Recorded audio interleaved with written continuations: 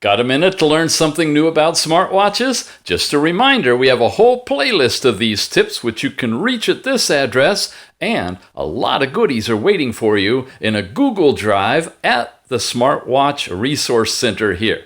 Your 1 minute begins now. First of all, you all know that when you slide down, you get a bunch of different things that you can touch to turn things on and off, right? You've got GPS, which is that symbol over here. Keep that off unless you need it. Otherwise, it's going to drain a lot of power. You got brightness right here. Unless you're using display brightness, the app I keep talking about, which puts a slider on the side that you can use, recommend you run that as low as possible if it's not too dim to see.